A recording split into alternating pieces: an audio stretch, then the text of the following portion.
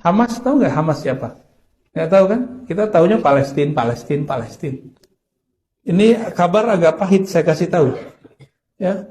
Karena kita kadang-kadang donasi kita nggak tahu donasi ke siapa. Saya suka Bapak Ibu hobi donasi, tapi pastikan donasinya ke siapa. Karena saya pernah masuk ke Israel. Ya, itu juga sebuah pengakuan bahwa beliau mengakui ada yang namanya negara Israel. Padahal kalau kita lihat orang-orang, sebagian orang-orang Barat yang bukan Muslim, ketika mereka datang ke Israel itu mereka nggak nyebut Israel, mereka nyebutnya Palestina. Saya mau datang ke Palestina. Tapi beliau dengan bangganya mengatakan saya pernah datang ke Israel. Itu Palestina, Ustaz, itu Palestina yang dijajah oleh Israel. Itu kita masuk 7 kali diperiksa, nggak bisa bawa barang-barang. Maka pastikan kalau kita donasi ke lembaga yang diakui oleh pemerintah. Dan lewat jalur pemerintah, hanya itu satu-satunya jalur. Jadi tolong pastikan ketika donasi, donasinya ke lembaga yang lewat jalur pemerintah. Hanya itu, kalau nggak bisa masuk. Jadi kalau dia bilang nggak ada donasi yang bisa masuk kecuali melalui pemerintah, ini fitnah yang sangat luar biasa.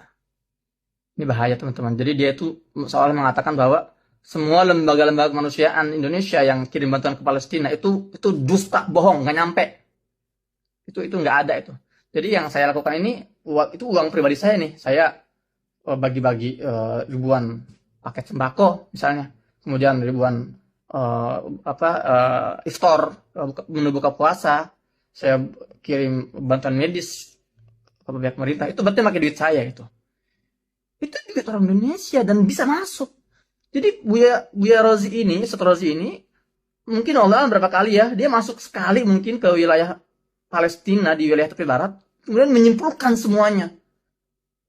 Ya iya, kalau ente lewatnya checkpoint Israel nggak bisa bawa duit sebanyak itu ke Palestina. Makanya sini ke Gaza dong, sini main ke Gaza, jangan asal ngerocos itu mulutnya. Gitu loh. Karena bagi Hamas, siapapun yang berdamai dengan Israel berarti dia antek Israel. Nah, ini logikanya sudah nggak nyambung. Hamas kemudian sampai hari ini menganggap siapapun Muslim Palestina yang ingin damai dengan Israel itu antek Israel dan boleh dibunuh. Ya Allah. Ini sebuah fitnah yang sangat keji dan memalukan keluar dari mulut seorang tokoh agama yang banyak didengar suaranya. Mana ada Hamas membolehkan membunuh sesama Muslim hanya karena berbeda pandangan politik.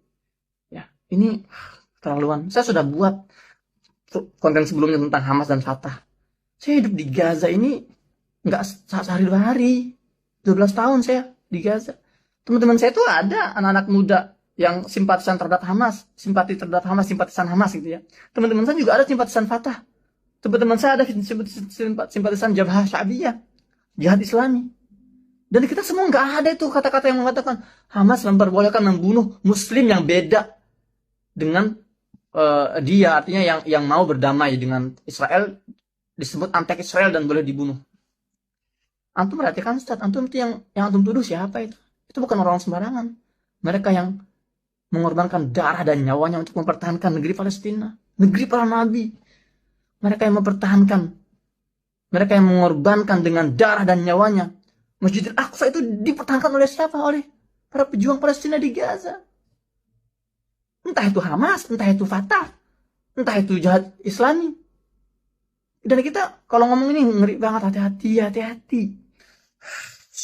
Sebagai penutup saya ingin sampaikan satu hadis dari Abu Umamah. Dia mendengar Rasulullah SAW pernah bersabda, La tazalu ta'ifatun min ummati 'ala ad-din zahirin li'aduwwihim qahirin la yadurruhum man khalafahum illa ma asabahum min la'wa hatta ya'tiyahum amrullah wa hum kadzalik.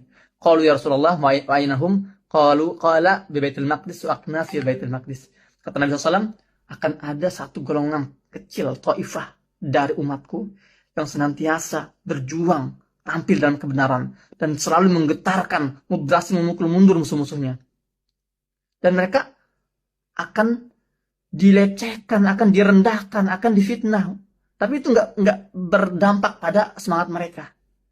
Nah, Dan mereka tetap dalam kondisi seperti itu, dalam kondisi tampil dalam kebenaran, kemudian tidak tunduk dengan musuh-musuh mereka. Mereka konsisten, istiqomah, sampai mereka meninggal. Nah, para sahabat bertanya, ya Rasulullah, mereka di mana? Apa jawabannya? Hum bi Baitul Maqdis wa aknafu Baitul Maqdis.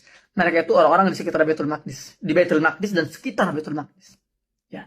Kalau para ulama hari ini menyebut para pejuang-pejuang Gaza inilah, mereka inilah yang dimaksud oleh hadis Nabi itu. Mereka yang dimaksud dalam hadis Taifah Mansurah itu. Orang-orang Baitul Maqdis di Yerusalem dan sekitar Baitul Maqdis, yaitu orang Palestina di Gaza dan sekitarnya. Kok orang-orang seperti ini dituduh dengan tuduhan fitnah yang keji seperti ini? Dibilang ini teroris, ini membolehkan membunuh sesama muslim.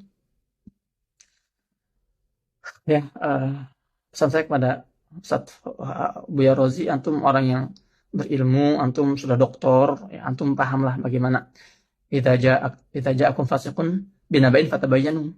Ada istilah tabayun. Dan ini kalau tidak antum klarifikasi, kalau tidak antum luruskan informasi yang antum sampaikan dan sudah ditelan oleh masyarakat dan beredar luas, berat pertanggungjawabannya, Ustaz. Adapun tugas buat kalian teman-teman, postingan ini disebar seluas-luasnya untuk meluruskan fitnah yang terlanjur beredar di atas. Fitnah yang terlanjur beredar barusan. Tolong diluas. Antum punya kewajiban yang sama dengan yang saya miliki, yaitu untuk menyampaikan informasi yang sesuai agar fitnah berhenti, agar fitnah ini tidak terus meluas. Demikian, semoga bermanfaat. Saya Muhammad Hussein. Assalamualaikum warahmatullahi wabarakatuh.